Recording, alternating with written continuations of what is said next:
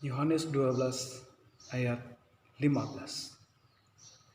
Jangan takut, hai putri Sion, lihatlah, rajamu datang, duduk di atas seekor anak keledai. Saudara, jangan takut. Itu merupakan persoalan mental. Tergantung siapa yang dihadapi.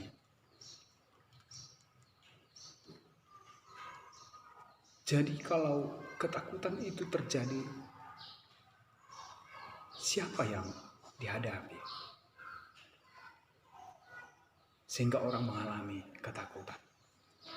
Jika itu persoalan mental, itu ibarat seperti keran air. Jika kita mematikan keran air, menutup, maka air tidak berjalan. Demikian juga ketika kita membuka keran air, maka airnya keluar dan mengalir. Saya yakin persoalan tentang ketakutan juga adalah seperti itu, yaitu kita bisa mematikan dan juga bisa menghidupkannya. Saudara, di dalam pengalaman masa remaja Daud di Perjanjian Lama, dia pernah menghadapi raksasa Goliat. Pada waktu itu seluruhnya bangsa Israel tidak ada yang berani menghadapinya, karena raksasa Goliat, panglima perang dari bangsa Filistin itu, begitu perkasa, badannya begitu besar. Semua bangsa Israel mengalami keciutan, ketakutan, sehingga begitu sulitnya bangsa Israel pada waktu itu memenangkan peperangan. Tetapi dengan kehadiran dari Daud sendiri, dia di dalam mental yang kuat, oleh karena dia menaruh kepercayaannya di dalam Tuhan. Dia menghadapi raksasa Goliat itu.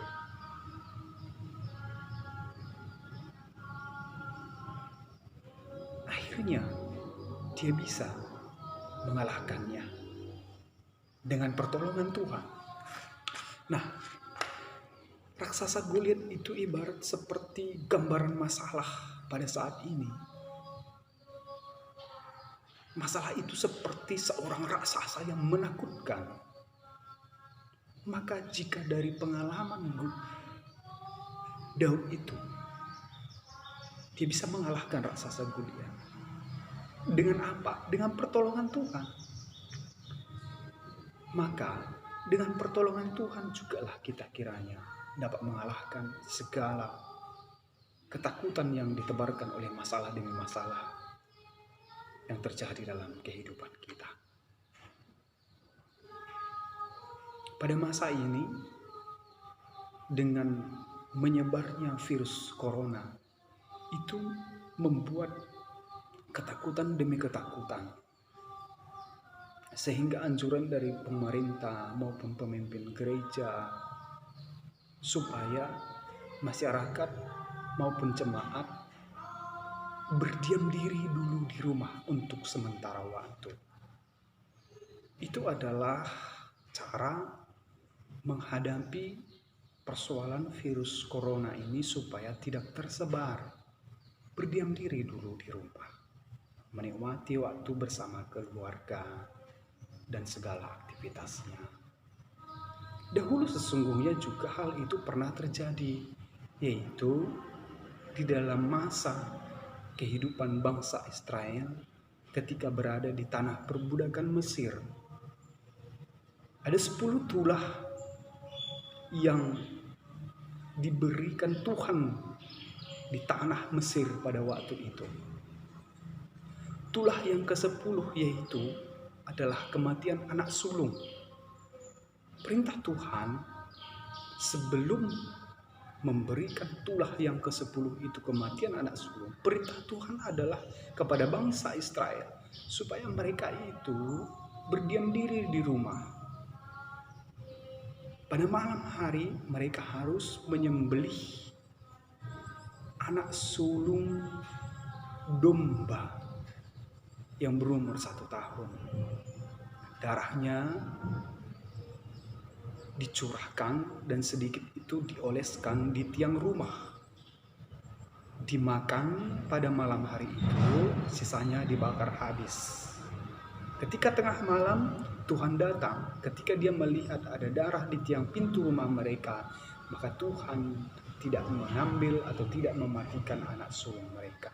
Tetapi bagi rumah yang tidak ada darah di tiang rumah mereka, anak sulungnya mati. Tidak hanya anak sulungnya, tetapi juga ternak dan yang lain-lainnya. Saudara, bahwa ada perintah yang sama, yaitu berdiam diri di rumah. Saya percaya di dalam hal itu Tuhan sedang mempersiapkan bangsa Israel untuk masa depan yang lebih panjang, masa depan yang lebih baik. Sehingga ketika mereka tetap bisa makan bersama dengan keluarga, mereka memiliki kekuatan dan semangat yang baru untuk melakukan perjalanan yang panjang, yang jauh, yaitu menuju tanah Kanaan yang berlimpah susu dan madunya. Jika kita dikatakan berdiam diri di rumah di masa-masa sekarang ini, percaya saja kepada Tuhan bahwa ketakutan yang ada di luar rumah sana, dengan berdiam diri di rumah, menikmati waktu bersama roh dengan keluarga, di dalam doa ibadah setiap minggu, setiap waktu yang kita miliki, percayalah di dalam hal itu Tuhan sedang mempersiapkan kita untuk kehidupan yang lebih baik, seperti janji Tuhan kepada bangsa Israel. Jangan takut. Firman Tuhan berkata bahwa roh yang diberikan kepada kita umat yang percaya lebih besar dari roh-roh yang ada di dunia ini. Amin. Saudara, ketika Yesus juga ketika dia telah mati di kayu salib, dikuburkan, dia bangkit. Sesungguhnya keluarga dan murid-muridnya juga mengalami ketakutan yang mencekam sekali pada waktu itu. Karena mereka khawatir bahwa mereka juga akan disalibkan dengan cara yang sama. Karena mereka adalah pengikut-pengikut Kristus. Tetapi ketika kebangkitan Yesus itu, dia datang menemui orang-orang yang merasa ketakutan itu. Datang kepada murid-muridnya.